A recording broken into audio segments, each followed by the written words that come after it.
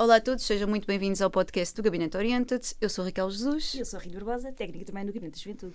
Este episódio surge no âmbito de uns workshops que são feitos junto à nossa comunidade escolar e tivemos como convidadas, a Fundação Gonçalo da Silveira, peço desculpa. Temos então a Sara e temos a Sandra, correto? Acertaram. Elas fizeram aqui um belíssimo trabalho junto da Escola Secundária de Odivelas, num workshop sobre a multiculturalidade, e agora nós queremos disseminar aqui a informação pelos nossos jovens e para os nossos ouvintes que nos estiverem a ouvir, dar-lhes aqui um bocadinho mais sobre o que é isto, o que é a multiculturalidade, não é? E para começar, pedi-vos que se apresentassem, cada uma de vocês, o vosso percurso, como é que é o vosso trabalho na Fundação da Gonçalo da Silveira. Os primeiros passos. Sim, podes começar, Sandra. Tá bem, pode ser. Então, eu estudei, licenciei-me em Educação Básica e depois fiz um mestrado em Educação Pré-Escolar e durante a altura em que estava a estudar fui estando envolvida em vários projetos de voluntariado em Portugal e depois também fora de Portugal. E de certa forma acabou por ir abrindo um bocadinho aqui os mundos fora daquela bolha que eu estava habituada. E depois isso acabou por se refletir naquilo que fui fazendo profissionalmente. Fui entrando no mundo das ONGs, a trabalhar fora, em diversos contextos, europeus, africanos, passei pela Índia também. Uau. E Já tem aqui uma bagagem, não é? Sim, alguma. E depois, há um momento em que eu regresso, passado alguns anos, e inicio também um trabalho com as escolas, e isto vem-me trazendo até à Fundação Gonçalo da Silveira, onde estou desde 2022, a trabalhar essencialmente aqui na área da educação para o desenvolvimento e para a cidadania global, com o ensino superior, essencialmente, mas também com escolas. Incrível. Bem, agora a Sara. A apresentação da Sara, o percurso da Sara. Ok, então, parecido com o da Sandra, estudei Ciência Política e Relações Internacionais, sou uma fã da educação não formal, sou escoteira desde muito pequenina e, basicamente, depois da licenciatura estive a trabalhar na área da cooperação internacional, tive 2 anos em Moçambique a implementar projetos de cooperação internacional e depois trabalhei numa ONGD, mesmo na área da cooperação internacional. Depois de mais ou menos 8 anos na área da cooperação internacional, fiz uma pausa para tirar o mestrado e depois decidi entrar na área da educação para o desenvolvimento e cidadania global e nos últimos 7 anos tenho estado a trabalhar na FQS, na Fundação Gonçalo da Silveira, maioritariamente com escolas, mas também com ensino superior, a acompanhar docentes e também com organizações da sociedade civil e sempre nesta lógica de construir uma cidadania global transformadora, ou seja, que ajuda a resolver os problemas que temos atualmente e a pôr-nos na mão na massa para fazer esse caminho. O vosso trabalho acho que é muito gratificante, sim. Obrigada, eu também acho que sim. É isso que esperam dele, não é? Que seja... Não, a sério, eu acho que é muito importante, acima de tudo, e dadas as circunstâncias que temos atualmente, eu acho que é muito importante. Um trabalho também preventivo, tínhamos falado disso há pouco, passa também pela prevenção e eu acho que é essencial no dia-a-dia de hoje e gostava também de vos perguntar o que é isto, a multiculturalidade nas escolas, quais são os desafios, as oportunidades, o que é que há aqui sobre multiculturalidade no dia-a-dia deles, na comunidade escolar?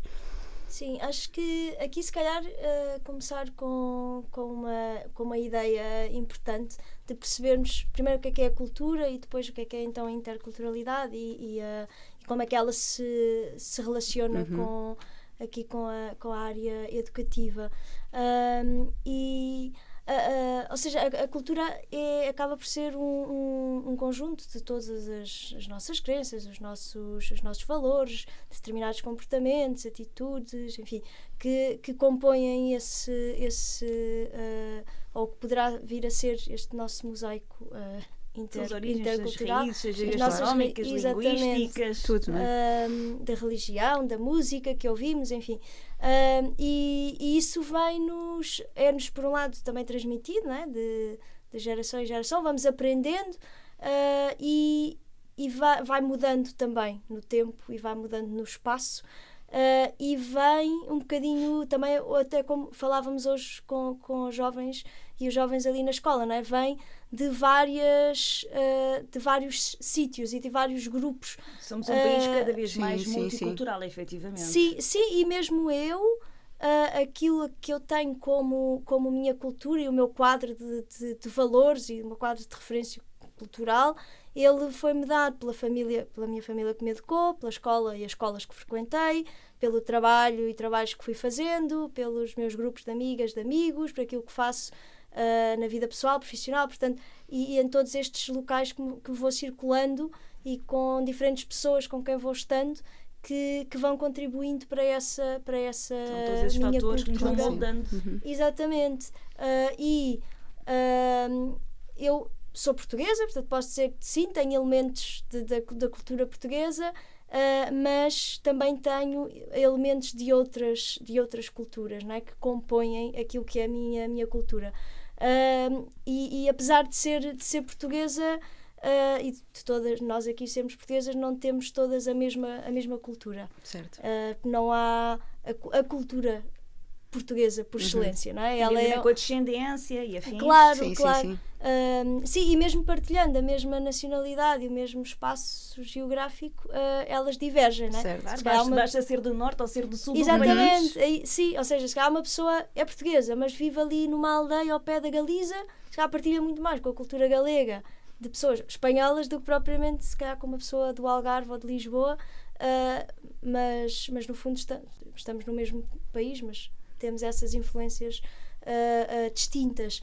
E isto é importante também para entender depois toda a própria diversidade que nós vamos encontrar na escola, não é? Mesmo, sei lá, imaginando, isto não acontece, mas imaginando que uma escola só tinha crianças portuguesas, ainda assim já seria uma escola muito diversa, porque já trariam e portanto, e claro que a interculturalidade está dentro da escola, sim ou sim. É claro que depois vamos tendo, se recebemos crianças, jovens provenientes de outras origens e que vêm exatamente com o seu quadro cultural que também é diferente do nosso, claro que isto aumenta então esta interculturalidade e todo este mosaico que existe na escola e que a compõe e que traz desafios, sim, por exemplo, a língua muitas das vezes é desafiante, mas até mesmo formas diferentes de aprender, de estar, porque é normal, e portanto, e claro que isso traz desafios, mas também traz muitas oportunidades no sentido em que vamos aprendendo umas com as outras. Eu arrisco-me a dizer que é sem dúvida enriquecedor lidar com outras culturas. Exatamente, e obriga-nos num bom sentido também a irmos sendo criativas no sentido de tentar ir dando resposta a estas necessidades várias e como é que construímos pontes e encontramos pontos e caminhos em comum nesta interculturalidade que per si é diversa, não é? E que pressupõe essas diferenças, mas é encontrar estes pontos em comum na diferença. Sim. E aquilo que nos faz irmos construindo caminho em conjunto com os contributos destas várias boas diferenças. Sim. E enriquecedoras diferenças que vamos tendo. Portanto, também há uma oportunidade nas escolas para fazermos isto e temos que o fazer, porque também temos que dar resposta às famílias que temos à frente, às crianças e jovens que temos diante de nós. Portanto, eu acho extraordinário ver especialmente os mais pequeninos, o acolhimento que eles fazem logo a outras crianças, que muitas vezes não falam mesmo, não falam, sentem-se um bocadinho isoladas porque há a questão linguística, há toda uma série de diferenças, e eu vejo especialmente os pequeninos, o acolhimento, e como eles muito facilmente se conseguem perceber, mesmo sem verbalizar, e com o tempo vão captando e vão aprendendo, e às tantas a gente ao fim de 2, 3, 4 meses eles já começam a trocar palavras entre eles. É extraordinário. Portanto, as crianças em idade têm mais facilidade de aprendem-se, e depois com todo este estímulo e a inclusão, aprender a comunicar aqui de outras formas, isto flui muito melhor. Sim. Portanto, a genuidade da criança, a sensibilidade da criança tem muito a nos ensinar. São muito criativas também, não é? Também. Logo, porque às vezes nem sequer o inglês, por exemplo, há em comum, não é? Portanto, porque elas, ao que a partir delas, não olham para a questão linguística, não olham para a Sim, cor da sim, pele, não. não veem essas diferenças. Ok, é um menino que Sim. isola-se, pronto, veio agora para a turma, mas que facilmente começam a integrar, começam a brincar e às tantas já falam, já confraternizam. É verdade. Muito giro. É muito giro. E a nível de estratégias que professores e mesmo a nossa comunidade escolar possa utilizar para ultrapassar estas barreiras? O que é que... Ok, então se calhar no nosso trabalho nós costumamos muito utilizar uma visão que se chama da escola toda e que basicamente podemos olhar para a escola a partir, seja dos processos de ensino-aprendizagem, ou seja, o que se faz em sala de aula, mas também um segundo nível que tem mais a ver com a governança da própria escola, ou seja, como é que tomamos decisão, quem é que envolvemos, e depois um terceiro nível ligado mesmo à comunidade e às famílias.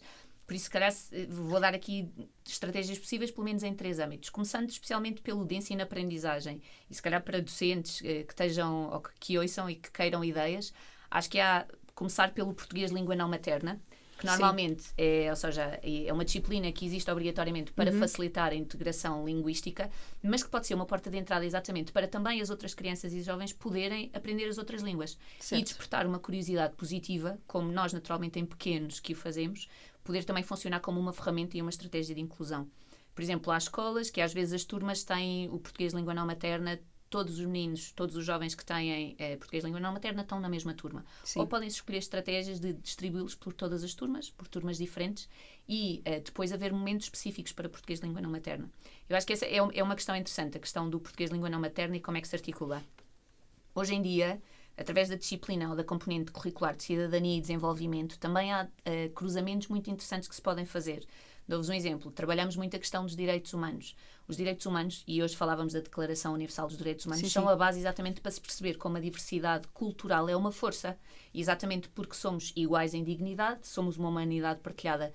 E então, poder cruzar, por exemplo, um trabalho ou um trimestre em cidadania e desenvolvimento, onde se faz um projeto ligado à questão dos direitos humanos, e depois cruza-se, por exemplo, com a questão de se ter pessoas migrantes, jovens ou crianças, ou que vêm de culturas diferentes na própria sala de aula, ajuda-nos a dar uma realidade a um direito que muitas vezes está muito longe daquilo que nós conseguimos concretizar. E isso para as crianças e jovens parece-me muito, muito interessante. Outros aspectos também que são relevantes a nível de ensino-aprendizagem, a educação entre pares. Por exemplo, numa escola, e foi muito interessante lá agora na escola secundária de Odivelas, eles deram uma data de conselhos sobre como acolher quem chega. Por exemplo, educação entre pares. Os jovens mais velhos, se calhar, podem ser eles próprios, a partir dos seus processos de vida, a acolherem quem está a chegar. Se calhar um jovem que fala inglês na turma pode ser o representante que acolhe todos os miúdos que chegam e que estão a chegar de outras nacionalidades, por exemplo. Mas também pode ser uma coisa tão simples, e há várias escolas que o fazem, como, por exemplo, celebrar o Dia da Língua Materna.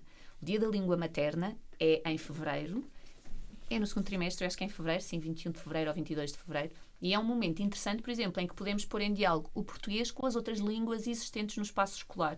E não na lógica da diferença, mas lá está, da diversidade que traz uma força.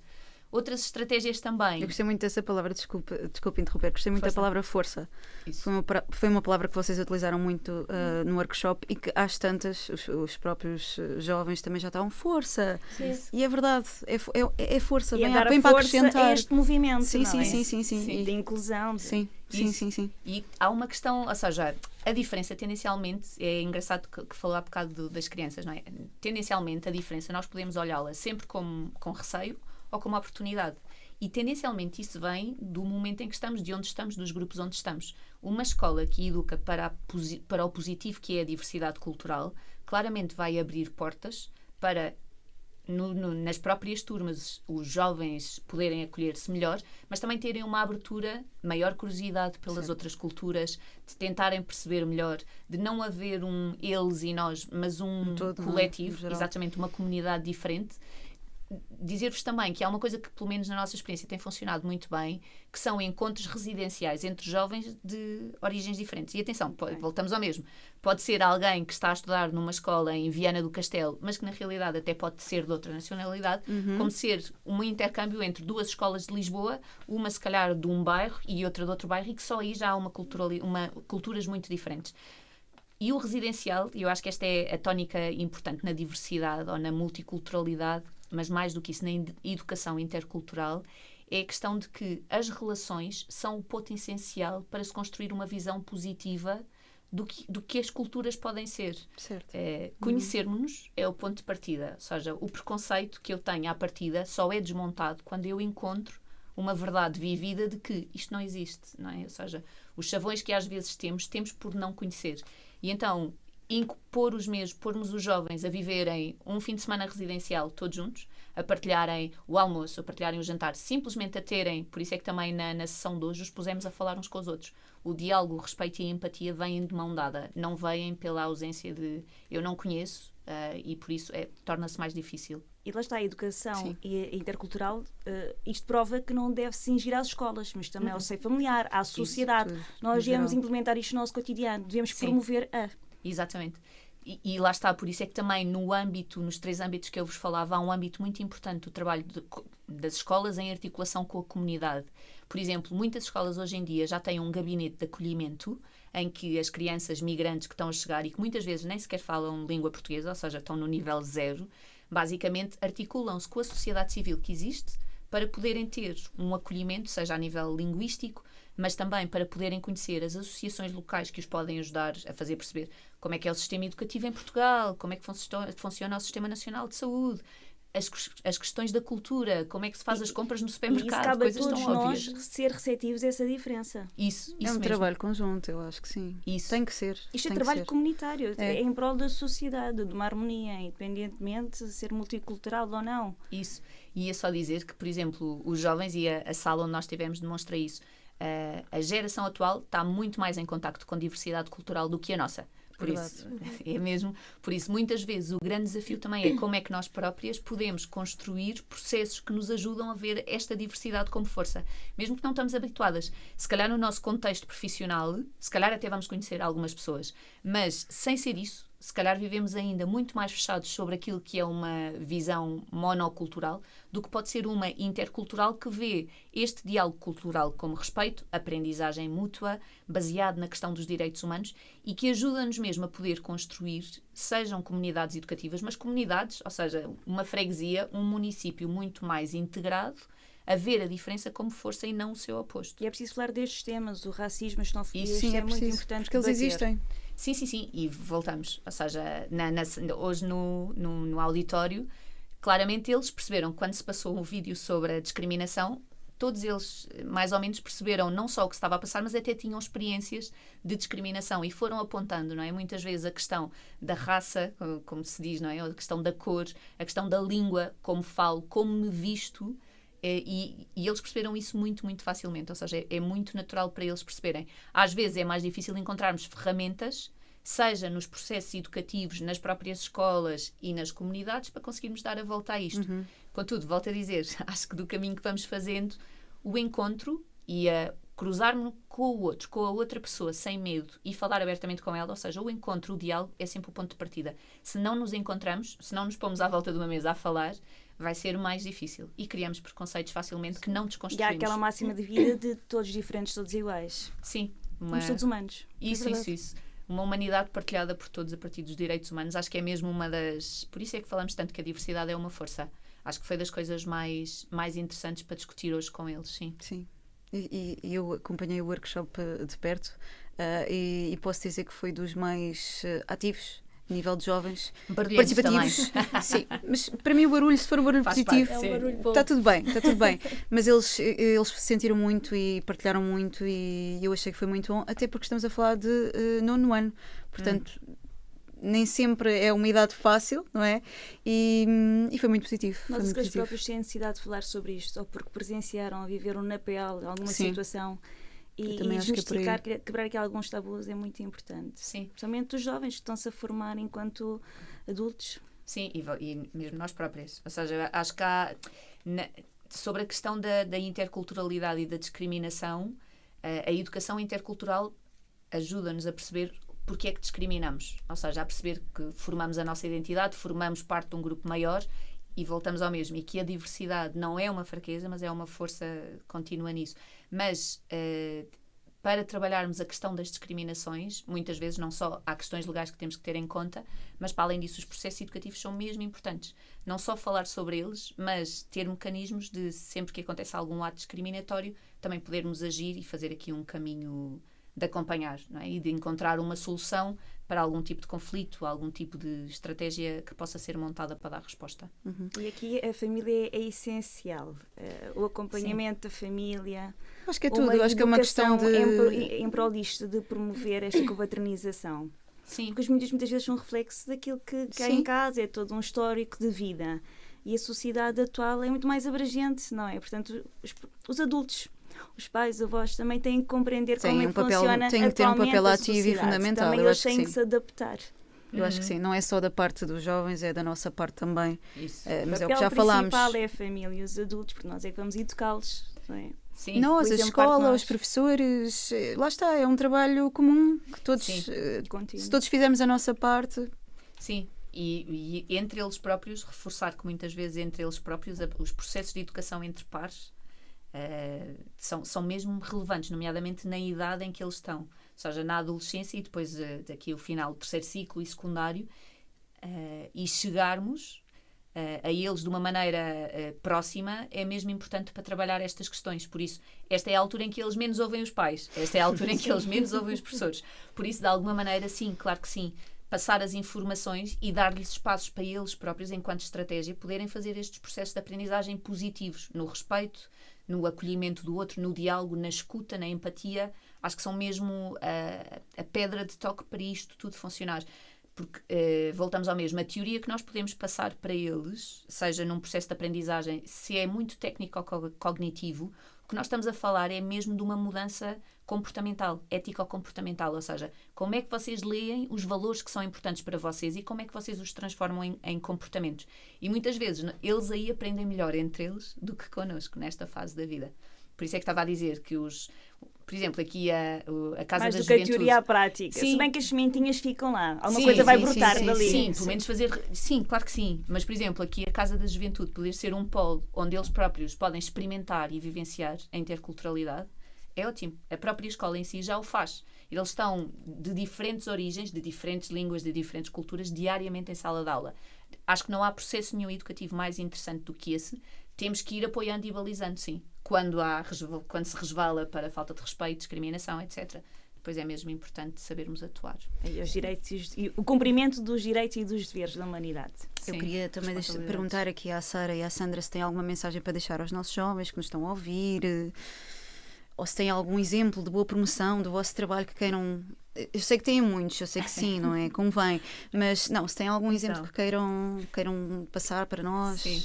Eu pensei assim em vários exemplos e um deles, se calhar, que deixe já uma proposta, que é um podcast que existe, nós vamos acompanhando várias escolas a nível nacional e uma escola em Faro, a Afonso III, básica, que tem muitas nacionalidades, ou seja, mais de 30 nacionalidades, e decidiram fazer um podcast na escola com os mais pequeninos de primeiro ciclo sobre o que é a escola, e eles escolheram os temas e decidiram fazer um dos podcasts exatamente só em inglês, para que todas as crianças da escola, mesmo quem não falava ainda português, podia participar. E aconselho-vos a verem online, chama-se mesmo Os Afonsinhos. Nós depois podemos partilhar e vejam, as crianças falaram sobre o que é o sonho, falaram sobre a participação, se fossem presidentes na República, o que é que gostavam de ser, ou seja, e acabou por ser um processo, lá está, altamente cultural. Todas as crianças da escola falaram, montou-se um gabinete tipo este, de podcast, mas com cartão, em que as crianças entravam e falavam para os microfones, e acabou por ser uma experiência muito, muito interessante. E se calhar também dar-vos outro exemplo, pelo menos que vamos tendo. Nós trabalhamos muito com o 7º ano nos últimos anos e temos trabalhado muito a interculturalidade a partir de duas visões. Uma da paz e não violência, ou seja, da gestão de conflitos e de gerir a violência que normalmente há entre pares, trabalhar toda esta questão, e depois a questão mesmo da cultura, da interculturalidade. E tem funcionado muito bem, especialmente porque o ponto de partida é as próprias turmas se conhecerem entre si, que normalmente as turmas não têm tempo para se conhecer entre si, então ao longo do processo que se vai fazendo, terem tempo para, através de estratégias mais socioemocionais, trabalharem o autoconhecimento, quem é que eu sou, o que é que eu gosto, o que é que eu não gosto, etc. Qual é a minha cultura, conhecer também a minha própria cultura e poder partilhá-la com... Acabam por até conhecer melhor a sua Sim. identidade. Isso. Conhecerem-se, não é? Isso, porque é mesmo nesta altura, ou seja, segundo, terceiro ciclo secundário, em que as nossas identidades se vão formando, vamos nos reconhecendo. Todos eles, desde pequenino, já sabem, eu sou do Sporting, sou do Benfica, sou do Porto, sou do Chaves, sou do Aves, sou do que for. Ok, e para além disso, e é mesmo interessante eles perceberem, para além de que a minha identidade é uma e de que a outra pessoa é outra, há uma interseção entre as duas que tem coisas muito, muito partilhadas, e o diálogo a partir daí é muito interessante, a nível de construção desta cultura positiva, de uma multiculturalidade positiva. Sim, sim, eles próprios também têm a noção disso e deixaram-nos estratégias há pouco, Sim. quando lhes perguntámos, não é, bastante interessantes de como acolher quem vem, ou de como eu gostava de ser acolhida se fosse eu nesta situação de chegar a um país diferente, onde não falo a língua, etc., a uma escola diferente. E portanto é uma coisa também muito ter essa noção e essa sensibilidade. Tem essa noção, tem essa sensibilidade, sai-lhes naturalmente ou pelo menos sabem-te dizer como é que deveria ser feito para que criássemos na escola um ambiente positivo para toda a gente e acolhedor, e onde todas as pessoas se sintam confortáveis. E se calhar também deixar aqui esta ideia de quem nos está a ouvir, e se também tivermos jovens a ouvir-nos deste bem acolher, de ser amigos para o colega novo que chega, ajudar naquilo que for preciso. Criar todo um ambiente harmonioso. Exatamente. Perceber, haver esta preocupação de o que é que precisas, estás bem. Alguma empatia, não é? Sim, é importante. Sim. Acho que isso é a mensagem que É fica. fundamental. Eu acolher o outro. É ser para os outros aquilo que gostarias que efetivamente fossem para nós. Verdade. Não é? Se fôssemos para um outro país também, o ser bem acolhidos. Exato, sim, um pouco pôr-te nos sapatos. Nos sapatos dos dos outros, outros, não é? Eu também acho que sim, que é muito então, importante. E se fosse contigo, como é que gostarias, o que é que farias? Sim. Muito bem. Bem, Sandra, Sara, obrigada pela vossa Obrigada. presença. Obrigada Agradecer a nós. também à Fundação Gonçalo da Silveira Obrigada. por se ter disponibilizado até nós. Foi muito gratificante. Obrigada. Que nós continuem este trabalho esplêndido e que haja efetivamente frutos disso. Sim. Parabéns pelo vosso Hoje e trabalho. amanhã, também. Isso. que venha a crescer. Obrigada Obrigada. pelo Até uma convite próxima. também. Obrigada. Até Obrigada. breve.